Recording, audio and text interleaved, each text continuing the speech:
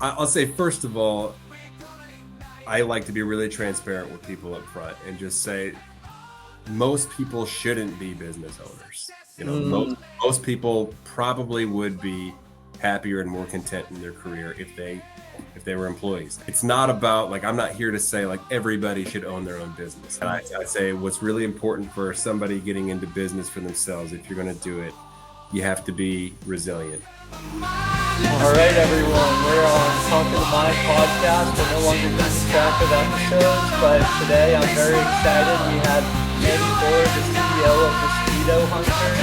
In the previous episode, we had the Vice President of Franchise Development of Happiness Brand, specifically Lawn Doctor. So I think it's fair to kind of have a similar introduction because I think everyone should know, if they haven't already watched the previous video, Lawn Doctor is one of 3 brands started back in 1967.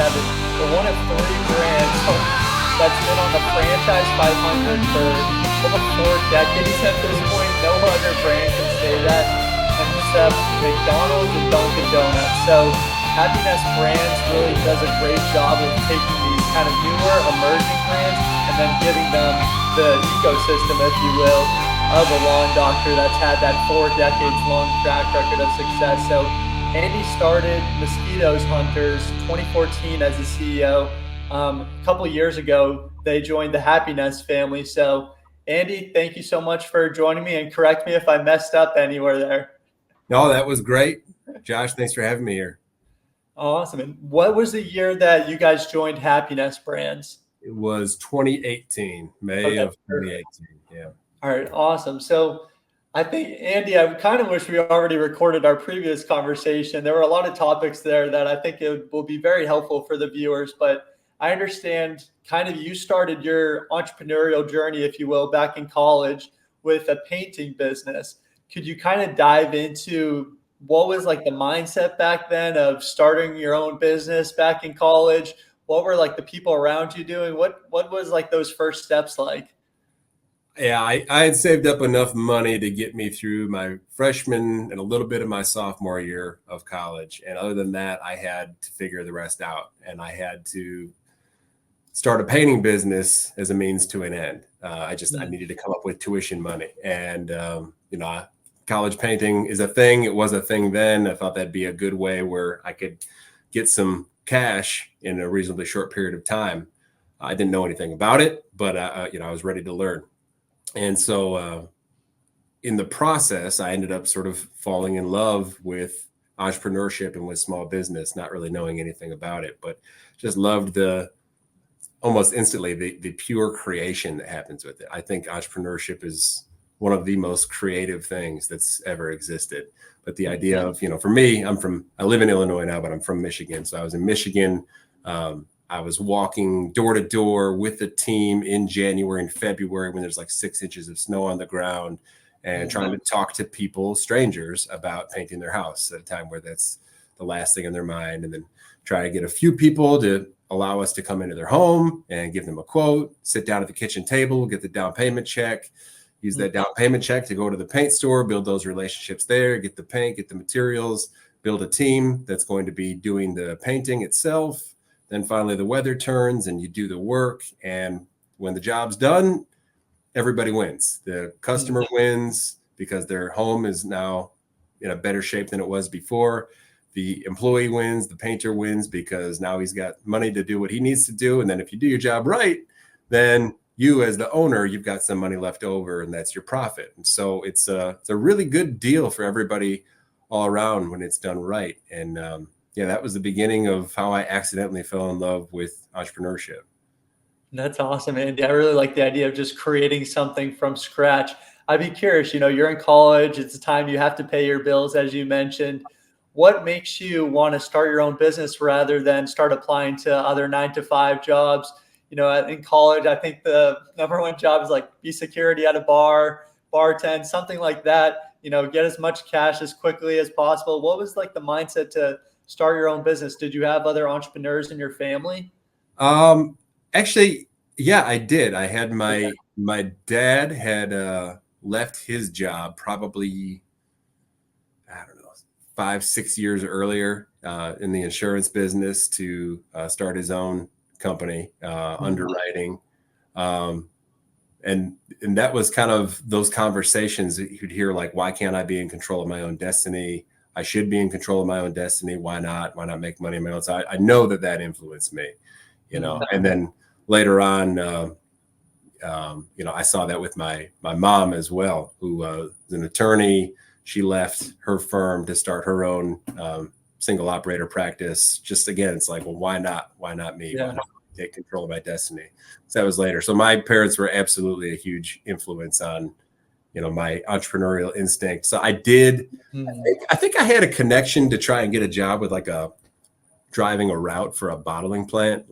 Delivering beer at like 7-Elevens and stuff. But for whatever reason, that never materialized. But something about, let's just create something really attracted me. That really resonated with me, and not really knowing what it was. But yeah, after doing it for a few weekends, it was like miserable, but I liked it.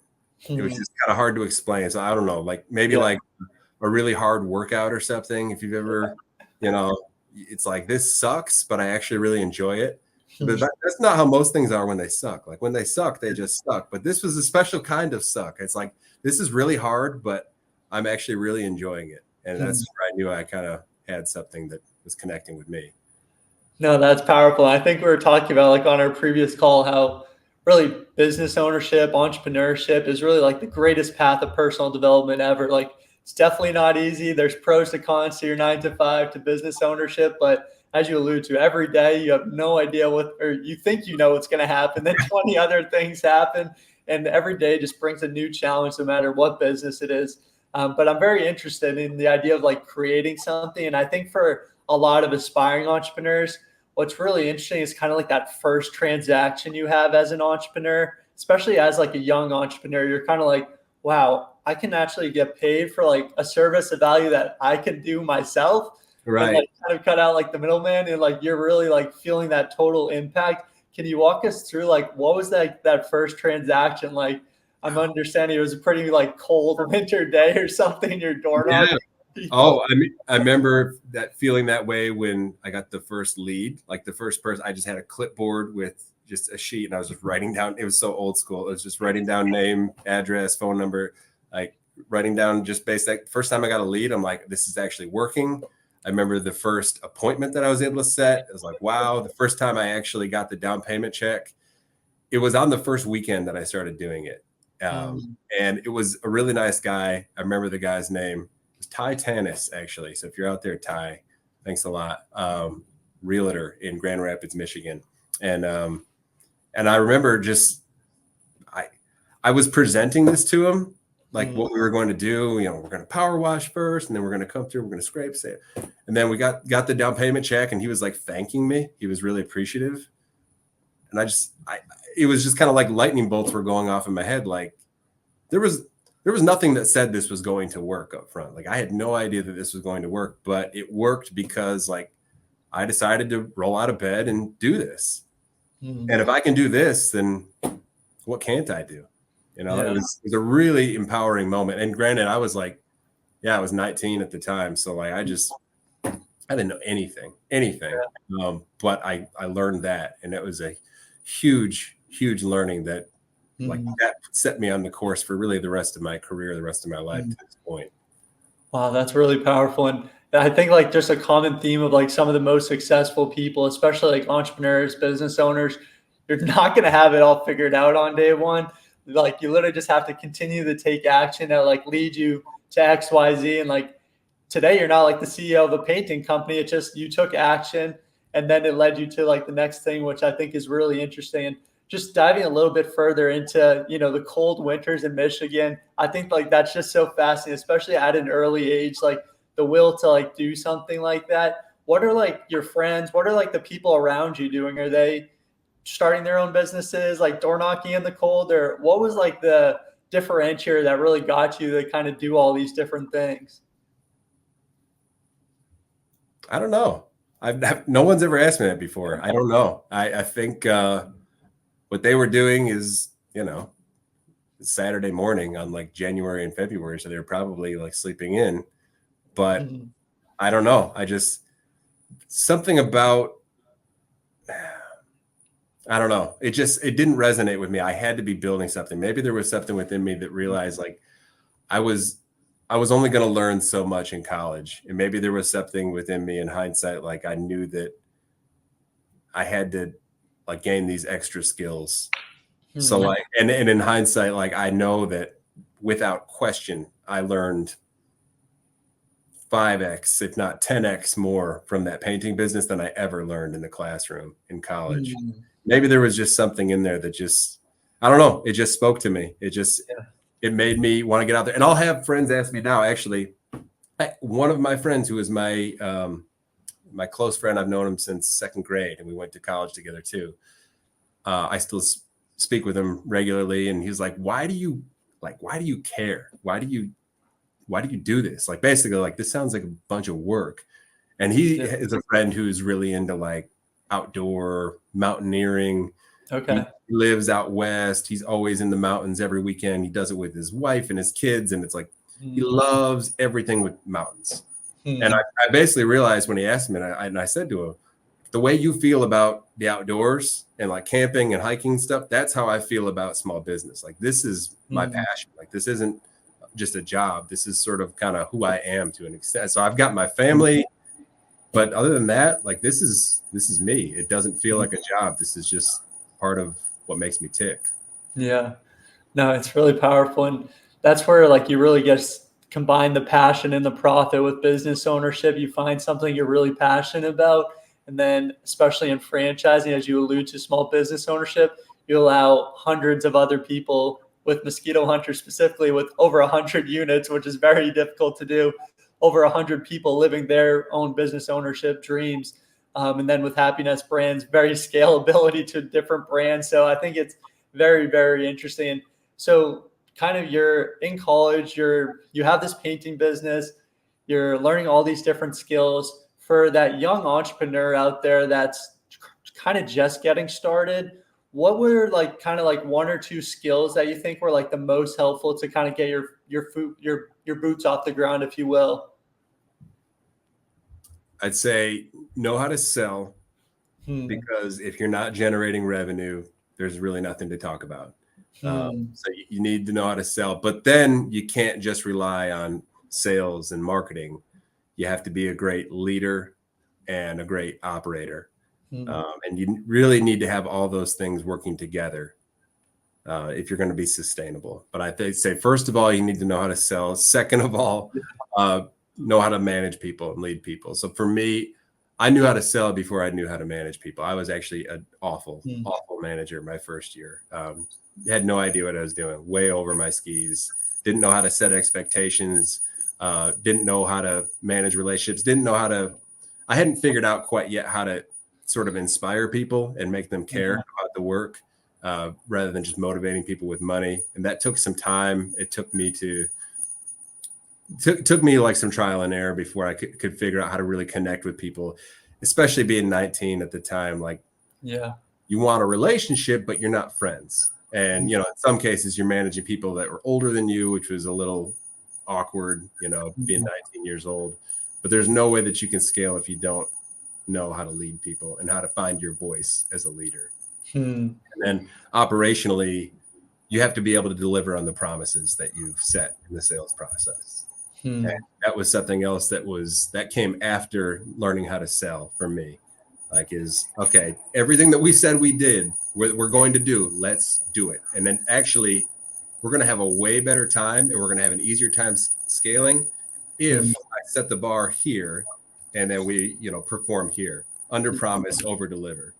No, that's really interesting. I feel like that's what you hear is kind of a common theme of business owners, entrepreneurs, just learning how to sell, learning those kind of early sales skills.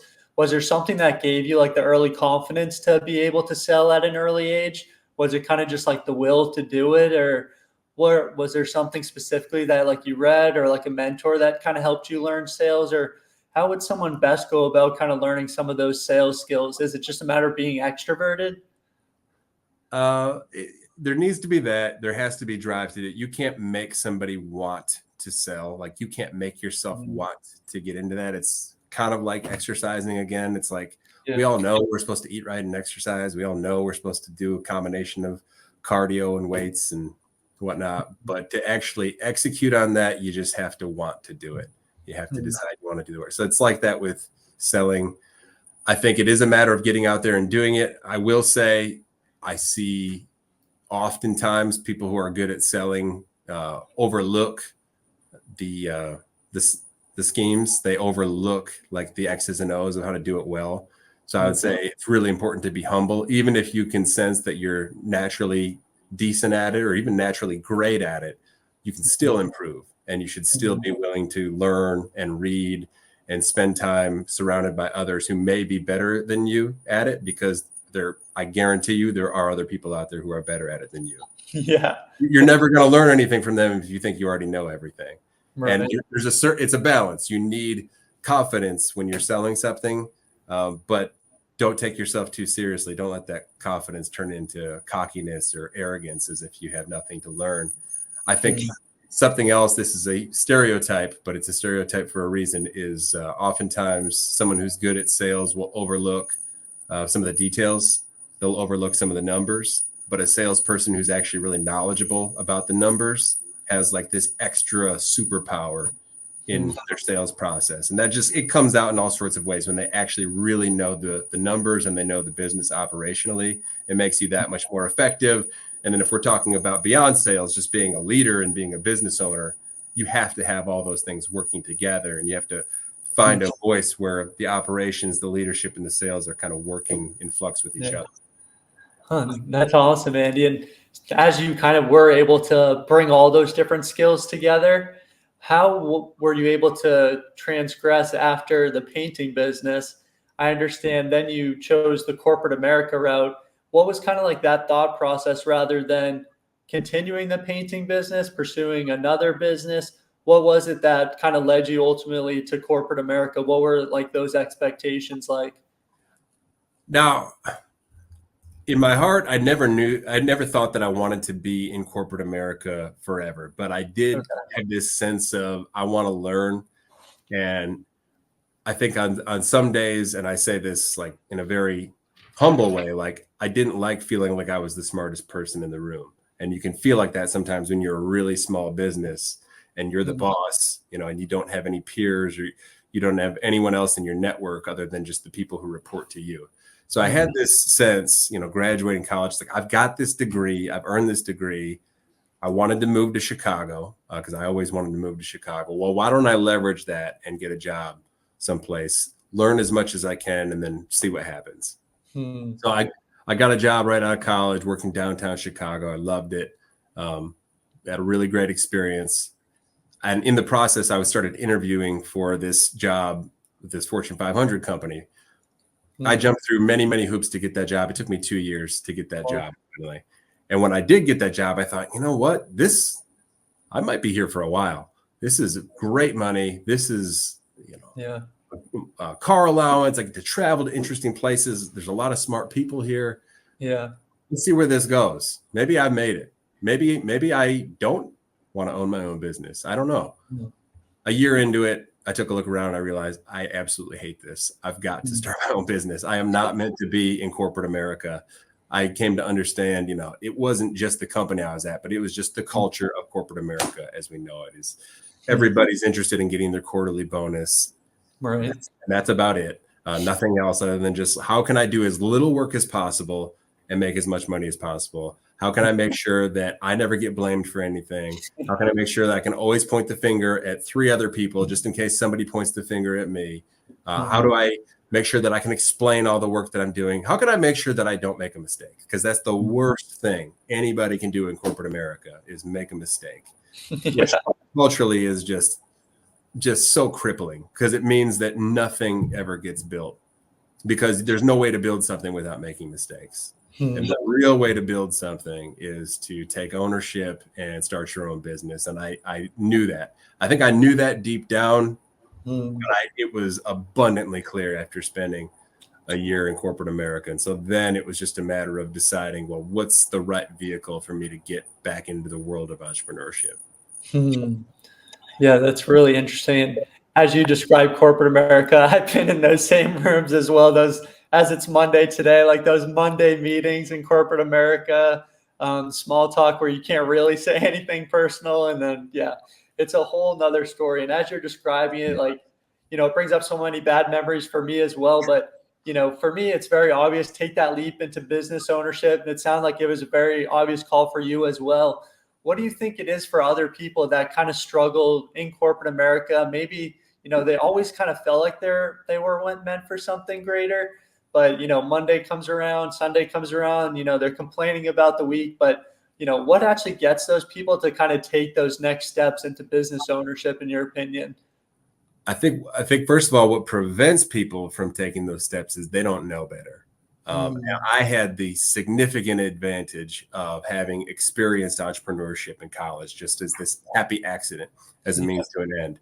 So this was always there in the back of my mind. It's like on any bad day, no matter how bad it would get, I'd be like, yeah, but I can do something about this. Like, I don't have to just try to find the right job and just be at the mercy of the world. I don't have to just be a product of my environment. I can make my environment a product of me. And I'd say for anybody who's like at that tipping point, I think the important thing to know is it's going to be really, really hard work to do it on your own, to start your own business, extremely hard work. And so where I see people fail at entrepreneurship is because they somehow, maybe they see somebody who's 10, 15, 20 years into starting a business. They're like, oh, wow, look at this life that they have. Wow, look at this team that they delegate their work to. This person gets to focus on only the things that really make them tick. And they're in complete control of their destiny. And I think that's absolutely possible for an entrepreneur. But I think you have to understand when you're getting started and you're bootstrapping is there's nobody else who's going to wear the hats. There's a lot of hats that need to be worn. And if there's no one else to wear those hats, you've got to wear those hats. So if you really hate bookkeeping, I'm sorry, but that means you got to get good at bookkeeping, and you have to do the bookkeeping until you can afford to pay somebody else to handle your bookkeeping. If you really hate cold calling, and cold calling is a part of your business model, yeah, like until you have a model where you can pay somebody else to do that, you've got to be the cold caller. You've got to be willing to do that. I think for those who are made to do it, who really find success with entrepreneurship, they don't mind doing that work, especially in the short term. They don't mind the hard work in general, because most days are very hard because it means something to them that they're doing the work for themselves. They're not doing it for somebody else. They're doing it for them, or they're doing it for their families, versus like, I've worked really hard in corporate America, but who am I working for? Like I'm getting paid, a bonus or a commission or whatever, but otherwise it's my salary. It's to make money for other people. Like the day I left, like I didn't get anything extra for all the extra work that I did, but I've done extra work for myself all the time as I've been in business for myself. And I see the upside all the time, day to day. Yeah, that's really interesting. Especially as someone that did start their own business and now really in the franchising world, kind of comparing those differences of someone that wants to do it themselves or get involved in franchising. I hear it every single week with someone that says, I could just do this myself. And, it's hard not to fight back, as you're alluding to. You need every single skill in the book. And nowadays, like every single thing is its own like business, like digital marketing, social media. And then you alluded to like you can pay other people to do it, but do you have the capital to do so? And then if you do have the capital, do you have the capital to hire the A players? And then can you retain those A players? And it really is just totally different within franchising. You get to skip those first 5 steps. And I think what's really interesting, diving into like your corporate America days, you are in corporate America as you're launching Mosquito Hunters. So you could kind of dive into like what are like the realities of starting your own business while in corporate America with no system in place. Like you're starting everything from scratch. What were the actual realities of that? Oh man. Yeah. I mean, you said it. I call it Roomba entrepreneurship is what it felt like. You see the Roomba going around the room, hits a wall, turns a little bit, hits a wall, turns a little bit, hits a wall. Like you keep hitting the wall over and over and over again until you figure out the best way to get it done. That's what it feels like early on. And so that's the part where, it was helpful for me having no systems, a very limited plan, honestly, at the very beginning. But I had the resources coming in from my day job. But it was a lot of time management. I had to be really, really strong with my time management. There were many times where I had to walk out of the office to take phone calls that I didn't want other people to hear.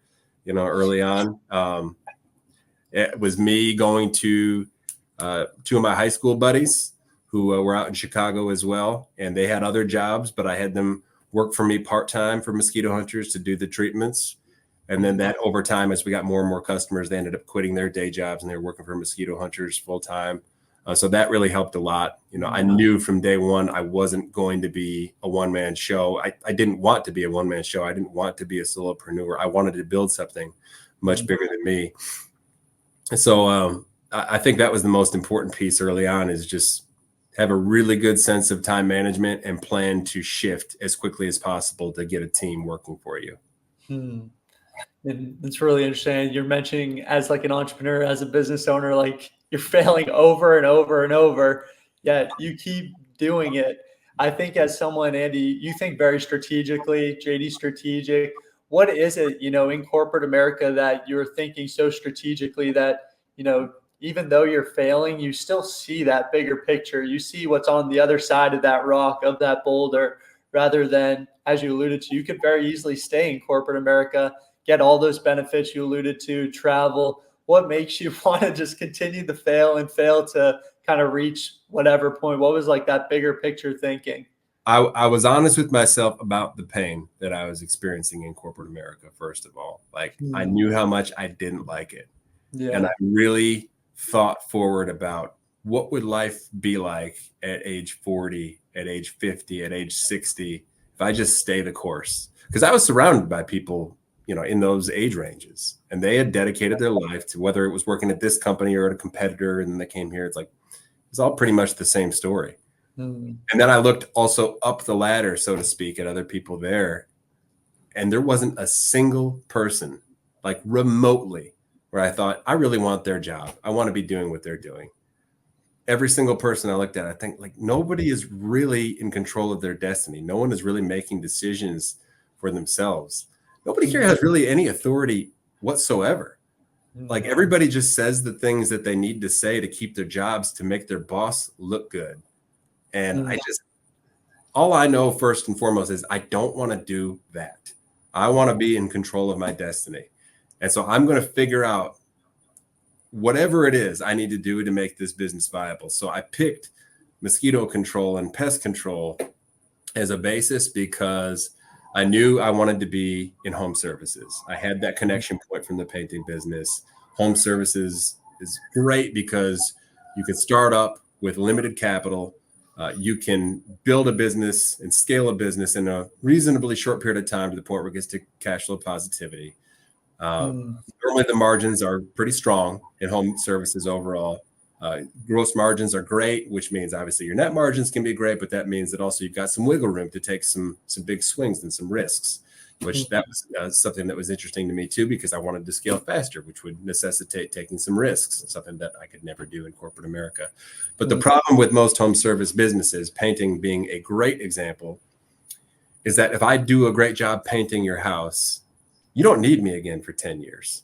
And a lot of things that you get done around the home are the same way. You get, your roof replaced. Like, when's the next time you have your roof replaced, et cetera, et cetera. Or there's like firefighting work, like restoration, or, even like carpet cleaning. Yes, you have it done frequently, but not frequently. I wanted something where you could come out multiple times within the year and then keep coming back year after year after year. That's the part that was my least favorite thing about the painting business, is that we had to reinvent the customer base every single year. I mean, really, it was starting from scratch. We'd get to the winter again. It's like, all right, we're back to the drawing board. We have to figure out a way to create this entire new customer base out of nothing. I wanted home services. I wanted recurring revenue. I wanted an emerging space where it wasn't overly mature, where there was some opportunity to differentiate other than just trying to come up with the lowest price in town. I wanted something with a reasonably low barrier to entry where I could learn enough to be dangerous within a short period of time without having to go work for somebody else's company, without having to go back to school or even go into trade school. I wanted to be the owner, like today, and learn enough to be dangerous within a period of months, and not totally be at the mercy of my employee base. If it was something highly, highly technical, like I'd either have to take years to learn the skill myself and master it, or I would need to be at the mercy of my employees. And I didn't want that either.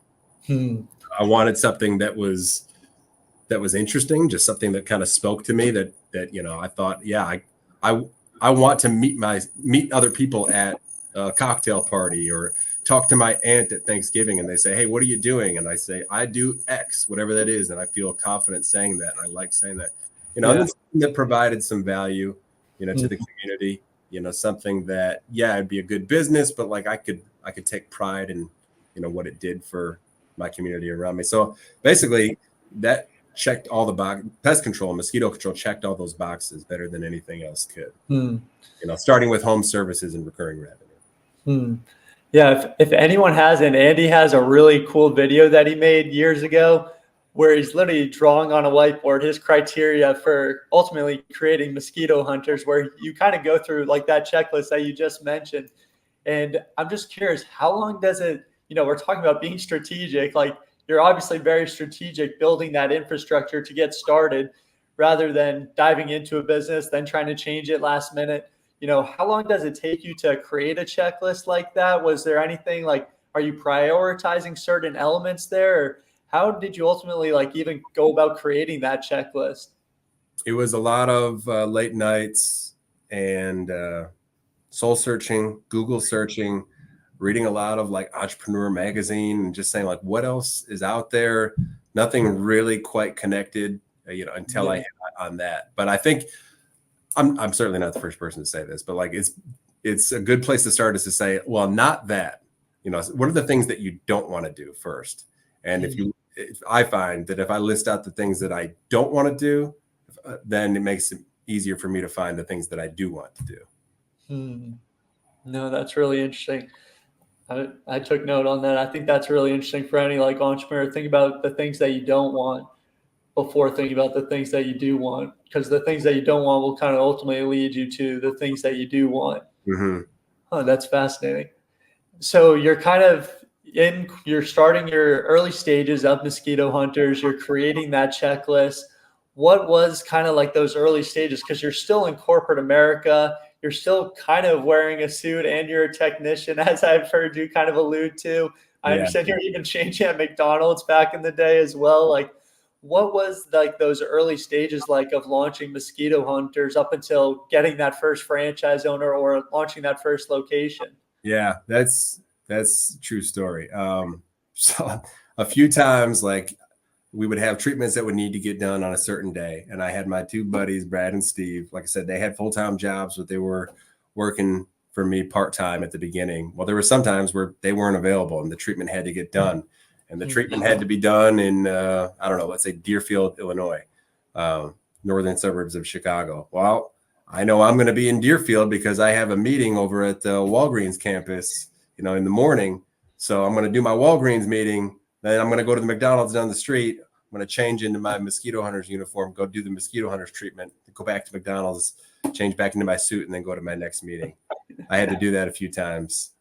I will say McDonald's consistently clean bathrooms, great bathrooms. Kudos to McDonald's. That's awesome. Well, McDonald's, Dunkin' Donuts, and Happiness Brands. There we go. They got a lot in common. It comes full circle here. So franchise gives back. Yeah. So I think that just as someone, I think we kind of dove into corporate America. You're diving into Mosquito Hunters, and you spend time as an independent business owner, franchise owner, and someone in corporate America. What is like your, as someone kind of contemplating all of them, do you have any like skills, traits that you think for someone to have the most success when they're getting started in business ownership? How can they best take their corporate America skills and kind of leverage that towards franchising? What ultimately gives them that confidence that they can take that similar leap of faith? But as we alluded to earlier, they can avoid kind of like, changing your suit at McDonald's, if you will. Right. I'll say, first of all, I like to be really transparent with people up front and just say, most people shouldn't be business owners. Most people probably would be happier and more content in their career if they were employees, and that's cool. That's fine. it's not about like, I'm not here to say like everybody should own their own business. If everybody ran their own business, like nobody would work for anybody, because it just doesn't work that way. Some people, I think this is the ultimate path to happiness. But you really need to be true to yourself, and you really need to think about what do you want to do? What do you not want to do? And I'd say what's really important for somebody getting into business for themselves, if you're going to do it, you have to be resilient. You have to be really gritty. You have to be willing to do the stuff that you don't want to do early on, because there's going to be a lot of that. Be willing to do that because you're doing it for yourself. And I'd say that's most important. The ones who are the most successful in our system are the best leaders.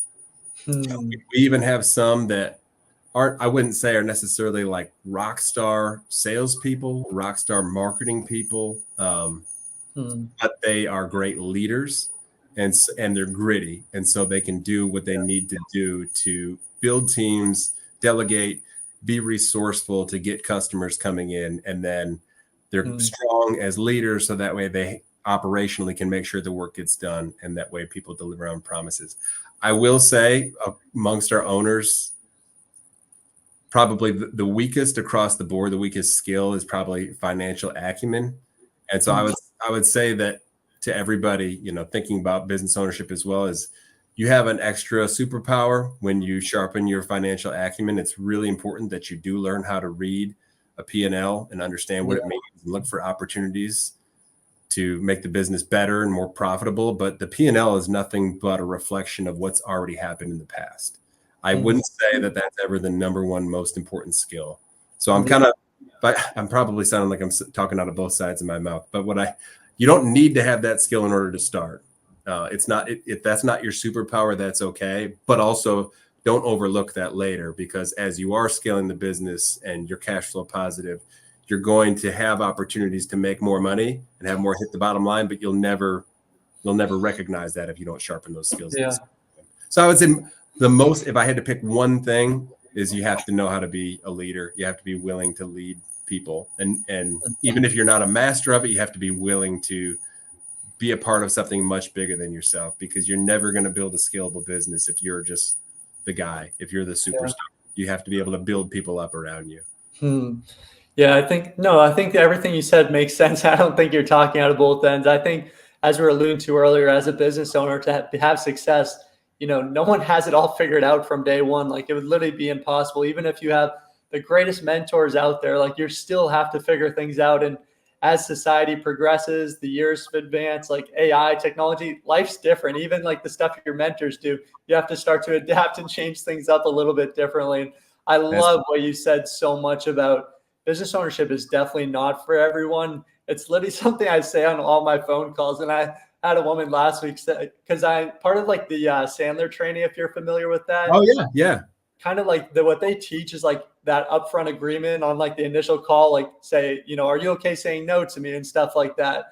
I say to everyone, like, business ownership is not for everyone. And a woman asked me, like, is this just like a sales technique? And I'm like, no, I've been a business owner. My father's been a franchise owner. It's not for everyone. Like, there's clearly like differences between people that are business owner and people are in corporate America. Like, business owners always have, like, I feel like this internal feeling that, like I said, there's no right or wrong, but you feel like you're meant for more impact. You want something different. You're sitting in these Monday meetings, like, not like I can do this myself, but you want to do something more. You feel like, you just want that control, as you alluded to earlier. So I think those are really great points, that business ownership, it's definitely not right for everyone. But if you are someone even just thinking about it, or have some like internal feeling, like we said earlier, it's like the greatest path of personal development. And Andy, I know something that's very big for you, kind of listening to you in other podcasts. You talk a lot about like building like a dent in America, and not like changing America in like this crazy way, but having an impact in America. I can tell that's something that's very important to you. And I think for business owners, like, there's no greater impact. What is it about like that transition from corporate America to business ownership? You're going through all these challenges, but it's clear that you have that why, that impact. What was it, that why, that impact, that kind of got you through those days? And what is it about a business owner that kind of clarifies that why, if you will? Yeah, as far as like putting a dent is like, well, there are the certain few brands that are recognizable and iconic within their spaces, and within mosquito and pest control, it was very limited. It still is. There are a few brands, and pick the space where you say, "Oh yeah, I've heard of them." Yeah, whether you've used them or not. So like 1-800-GOT-JUNK, one of my favorite franchise stories ever. I think they're a great company. Brian Scudamore, a brilliant guy. But like, you've heard of them, even if you've never used them before. Why not us, as far as mosquito control and pest control goes? That's what this was about. And so the other thing is, being a part of a community of small business owners. I think that's something that has always really stood out to me as a why, and why franchising. I knew that this was resonating with people. I wanted to build up a community of small business owners, recognizing over time that this really is my tribe. Did you evaluate like the licensing, the private equity model? What was it, as you kind of alluded to, kind of being able to provide that opportunity for other business owners through the franchising model? What was like your first encounter with franchising? How did you start to find out about it and start to figure out like, oh, wow, this like really does align with what I'm trying to do? I think it was from those really early days of reading Entrepreneur magazine, Inc. magazine, seeing how much franchising was like a big part of that story. It's a lot of how small business gets started. And I thought, why not us? Why not Mosquito Hunters be one of these franchises that are out there? I loved, and I still love, the idea of just working with small business owners, people that are in the exact or a similar position, as what I was in, where they're not satisfied with the path that they're on, and they're making this choice not because they want to add comfort, but because they want to kill pain. Like, I made this choice because I wanted to kill pain. I want to help other people who are meant to be business owners discover what this is like, and talk about, the short-term pain that they'll need to absorb to kill the big, long-term pain that they would experience if they weren't willing to, live life on their own terms.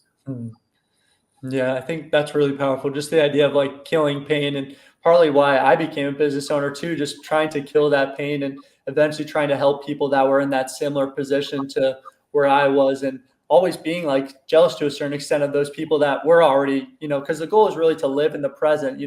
Depressed people live in the past, anxious people live in the future, like the happiest people live in the present. And a lot of people in corporate America are some of the happiest people out there, which is ultimately the goal of life, being able to live life in the moment and, just enjoy your weekends and, just live life. So there's no right or wrong way, but I think what you're alluding to, sometimes it's having that pain that ultimately leads us to these changes and creates these leaders, these business owners. So I think that's really interesting. I see you taking notes, so I was going to shift gears, but if you have something you want to add to it, go for it. Well, just on the topic of enjoying the weekends, I made a little note about that. It just made me think of, you have to be willing when you get started to sacrifice weekends. And, I think of one friend in particular who had a destination wedding, like right after I got started, and I had to miss that wedding. And that I still regret that I had to do that, but I know that that's what I had to do because I had to keep my resources, tight early on, because I just didn't know what was going to happen. And I will say, like, another thing is that my wife and my girlfriend was like really on board with this and this path, and knowing that we would have to make some short-term sacrifices and we wouldn't be able to go on, the trips that we would go on before. And, we were just going to live a little tighter as this business was getting going. I think that's another thing that's really important is, somebody who gets started needs to be willing to make those short-term sacrifices and give up keeping up with the Joneses, because it's just not going to happen. Like, you're going to have friends, and this is what I experienced. I have friends that stayed in corporate America. They were not working as hard as me. They were going on trips. They were upgrading cars. In some cases, they were upgrading houses, moving into way nicer houses than mine. And I had to be okay with that because I knew what I was building towards. I was on, a longer path, playing the long game. And in the long run, I think I absolutely made the right move to do that. But everybody who gets started needs to know, you're not going to be able to keep up with the Joneses, and just let that part go. Because who are you really doing that for when you're trying to keep up with the Joneses? Like, what is your why in that instance compared to what is the why for starting the business? That you just have to make peace with that when you get started. That's awesome. And in a second, I want to dive into the 3-in-1 business model, but you brought up a really great point, and something I'm looking through, and I think a lot of candidates go through, is you were able to have that spouse alignment throughout all of this, and seeing not only, it's one thing to have yourself aligned, but getting the other people aligned with you, I think is really difficult. And a lot of people searching for a franchise, they kind of go through the whole search. A lot of people just by themselves. Then at the last minute, it's like, hey, honey, there's this opportunity. I'm going to invest $100,000. But how do people ensure that both the husband, the wife, maybe it's, the next generation, family, whatever relationship may be, just the people around you, maybe two friends getting involved in business.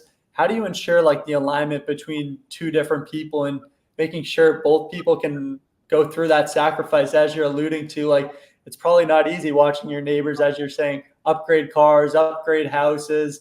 You're in Chicago going through the winters. Your friends are going on these vacations. How do you get everyone around you aligned as well? It's such a great question, because I've seen that before too, where we've had candidates, not as much last few years, but I remember first year or two, we had a couple like that were pretty close. I'm not going to say at the altar, but we were pretty close. And then the spouse found out about it and said, what is this? It's like, your spouse didn't know about this? I say, yes, absolutely communicate. Just like they tell you on wedding day, just when everyone's giving you advice, just like, all the professionals will tell you, communicate. So bring your spouse in early, let them know what you're looking at. I would say let them know why this matters to you, why it's important. I find what's helpful is what I've seen that's really helpful is sort of taking this honest approach and just say, I don't know if it makes sense for me. Maybe it doesn't, but I'm really not happy with what I'm doing. And I want to at least explore this and see what's there. So maybe I explore this and I realize, no, it's not for me. And I want to stay to court. Maybe I just need to change jobs. I don't know, but I wouldn't be satisfied if I didn't at least see this through and at least take a fair shot at this. And I think it's really important to have that conversation early with the spouse. And then if the spouse wants to be a part of every conversation, great.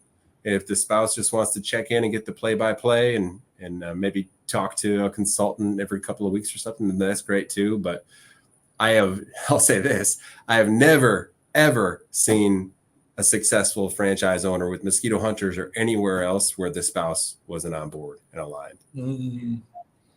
Yeah, I think that's a great point. No matter what it is, just communication is so key to ensure that everyone's on board. And I know our time is quickly wrapping up, but I want to dive into Mosquito Hunters, very differentiated, kind of adding in this 3-in-1 business model now with not only Mosquito Hunters, but Humbug Holiday Lighting. And I love the name as well. What was like the idea? Because obviously we've talked about being strategic in your career. Your life's been kind of decided by all these strategic decisions, seeing in that long-term vision. What was it like kind of adding this holiday lighting to Mosquito Hunters? Why was that so important? As time progressed in the franchising journey, we realized our top third of franchisees, the one thing that was consistent across them is they were all intent on building empires. They wanted to build something much bigger than themselves. And my learning was I really enjoy working with empire builder franchisees, first and foremost. And so that was the catalyst. And so we walked it backwards and said, what can we do to create a model that will help us attract more of these empire builder type franchisees, where that's the X factor. And so then we walked that back to, well, there's a lot of opportunity with pest control, and there's a ton of untapped opportunity with holiday lighting. And so holiday lighting works so well with our business model as is because we are seasonal. Pest control, mosquito control is especially seasonal. In the olden days, we would see, a place like Chicago, we get to the middle of October, business is done. Like we're closing up shop and we're just batten down the hatches until spring comes around again. And that means that every single year you're reinventing not your customer base, but your employee base. So, I was interested at the beginning of like, I want to be able to reinvent the customer base. Well, the next thing is, well, how can I make sure I don't have to reinvent my employee base? This is something that we were able to solve by having holiday lighting in place. So we can take our best and brightest technicians and have them switch from mosquito hunters to humbug holiday lighting. In fact, visual here, let me show you. This is what they do. This is, what we wear for mosquito hunters. Yeah. Oh, that's awesome. I might need one of those actually. Now this is, Josh, this is the fishing shirt model. So this one is a thin one. This was our franchise owners in Florida and Texas. Yeah, that's the Miami friendly one. That's the one I'll take. It looks like a sweater, but actually not. That, and then this is the hat. This one doesn't work as well in Florida, but got this.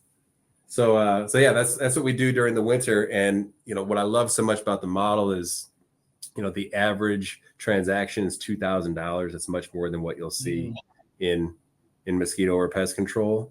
And there's a lot more opportunity with the margins as well. And what's great is, unlike pest control and mosquito control, which has a lot of benefits, but one thing that is tough is you are at the mercy of Mother Nature. And maybe the season starts late because it's cold. Maybe the season ends early because it's cold. No matter where you are, north, south, wherever, the holidays come on time, and so the season operates on time. There's also a ton of commercial opportunities for not just humbug holiday lighting, but for pest control as well. That's what attracted us there. That's awesome, Andy. And you kind of mentioned like trying to build up like your clients, your employees, and kind of having to reinvent that. Can you talk about like the customer retention on like that annual basis? If you go through, a mosquito season, how many of those customers would you say you're retaining on that next year? How many mosquito customers are being retained year over year? Correct. Yeah, I mean, minimum should be 80%. We see better than 80% for a lot of our top owners, because here's what always attracted me in the first place with mosquito control and pest control. It's not a question of whether or not there will be mosquitoes next year or the year after that. Mosquitoes have literally been around longer than human beings have been around. Like, I know you've seen my video. I've mentioned this before. Jurassic Park is fiction. It's not real. But the idea started with there were mosquitoes in the dinosaur era. So just like stop and think about that for a second. Yeah. 79 million years mosquitoes have been around. So mosquitoes aren't going anywhere. So the question isn't, are there going to be mosquitoes? The question is, what can you do as a business owner to increase the probability that your customers are going to rely on you to solve that problem when they have it in the future? So if we focus on just earning the loyalty of the customer every day, then the business itself can serve as an annuity where we start off with a certain base, build upon that the next year, build upon a little bit more the next year, and so on. The mosquitoes, the pests, they will be there. We just need to be able to deliver on the promise for the customer. That's awesome, Andy. And I know our time is really diving down, but I'd be kind of really curious between, your perspective doing your own business independently, and now you have a franchise owner. You talk about someone in your area, they need your services. What's the difference between if someone wanted to start their own pest control business versus buy into a franchise system with being able to do things like lead generation, finding those customers, finding those clients, because there's only so many people in an XYZ zip code. How can they ensure, can they do it themselves, or what are the advantages of the franchise model for that person? I mean, of course, anybody can do this by themselves. And some people aren't meant to be franchise owners. Some people are meant to be independent business owners. People that aren't necessarily looking for a tribe or community from best practices. I just say that, when you're independent, as I was at the beginning, is you just have to be ready to make a lot of mistakes and be ready for Roomba entrepreneurship. And mistakes are expensive. Every mistake costs money, and it makes it that much harder to scale. So it really did stretch out my time to scale in those early years. I could have grown a lot faster if I were able to leverage some of the best practices from peers and from like a model that was already established. And that's what we're able to provide franchise owners, so they can go up that curve, at their discretion and at their ability to execute the model. They're able to go up that curve, at a more accelerated rate. I'd say as far as like, generating new customers is concerned, I mean, the game has changed so much over the last 10 years. It was a lot simpler 10 years ago for getting a new customer, not only for mosquito control, which was, I think, more in a Wild West phase back then, but just for small business in general. It was a lot simpler when it came to acquiring new customers. Now you just need to make this your core competency. You need to be an expert marketer in order to just generate enough leads to make the business sustainable. So what we provide our franchise owners is access to top 25 independently, nationally ranked agencies, ones that would never return our calls if we were independent companies together. But because we're able to leverage the buying power of not just Mosquito Hunters and Humbug, but also Lawn Doctor and EcoMate, the Sparkle Squad, and Elite Window Cleaning in Canada, we're able to compound all of that power together to get some of the best, highest caliber agencies to work with us. But then also, because we have that buying power, we're able to drive down the commissions, which means we're spending the same money we would be spending anyway, but we're just spending it way more efficiently. So that way you're able to get just a lot more dollars, a lot more customers coming out of that, which means more dollars. And then that goes into our in-house call center, which that was one of the big things that happened with Happy Nest when we came together, is we created a call center within months after that transaction, which is a game changer. Yeah. So we have that call center that's there to quote and close leads, not just set up estimates, but quote and close leads on the franchise owner's behalf. It's not taking all of the sales off of the plate, but it's that first line of defense that helps give a lot more bandwidth to the owner and their teams to focus on other things. Yeah, no, that's super powerful. Just with franchising, you see like this big investment. It's like, what are you getting? The thousands, hundreds of thousands of dollars of mistakes that Andy Fuller has already made for you guys. That's for sure. That's awesome. Well, I know our hour really has wound down. If there's any final thoughts you want to give to the audience or anything like that, I usually do a brief summary. But if you have any final thoughts, feel free to add in. Usually I have a final question for you, but I have like so many like big picture questions and we covered a lot. So I just want to leave it up to you right now. Can I read you a quote? Yeah, let's do it. In the absence of me having words of wisdom right now. Yeah, walk us through it. This is on my wall right here. I read this every day. Just about every day. It's The Man in the Arena, Teddy Roosevelt. Maybe you've heard it, maybe not. It's not the critic who counts, not the man who points out how the strong man stumbles or where the doer of deeds could have done them better. The credit belongs to the man who is actually in the arena, whose face is marred by dust and sweat and blood, who strives valiantly, who errs, who comes short again and again, who spends himself in a worthy cause, who at the best knows in the end the triumph of high achievement, and who at the worst, if he fails, at least fails while daring greatly, so that his place shall never be with those cold and timid souls who neither know victory nor defeat. I mean, come on. If that doesn't get you pumped up. I look at that just about every day. So apologies. It's like a 120-year-old quote, so it is gendered. But so for the females in the audience, I apologize. But, I think about that a lot. I think about, it wasn't written for entrepreneurs, but that speaks to me and what I feel is my tribe of entrepreneurs is you get into this for the experience itself. I totally agree. I was just saying in a podcast episode that launched yesterday, small business owners put their blood, sweat, and tears, and they're literally the people that this country relies on. Like, that's really like the fundamentals of this country. Like, everyone has like a product or service. Another person in the community has another product or service, and the whole community builds and thrives upon all these small business owners. So I think that's just really powerful. And to just wrap up the podcast for myself and the viewers, Andy, I know the hour has wrapped up. So if you have to go, definitely feel free to hop off. I think I'm good right now. Okay. So my kind of major takeaways of today's episode were, one, just if you have like that pain, not being satisfied, just feel like you're meant for something else. Like, the cool thing about franchising that's very unique is that you don't need to make any decisions today or in 30 days. Like, it's very rare where you get to speak to other people that made that exact same investment, see what that day in the life is. So if you feel like that pain, you feel like you're meant for something else, you're in corporate America, you're just always you feel like you want something else, whatever it may be. You just have like this internal sensation, this tingling inside you. Like there are other opportunities, like the joke about franchising that you fall in, or family and franchising. Hopefully we can continue to educate more people on franchising so that less people fall in and really just run into franchising, if you will.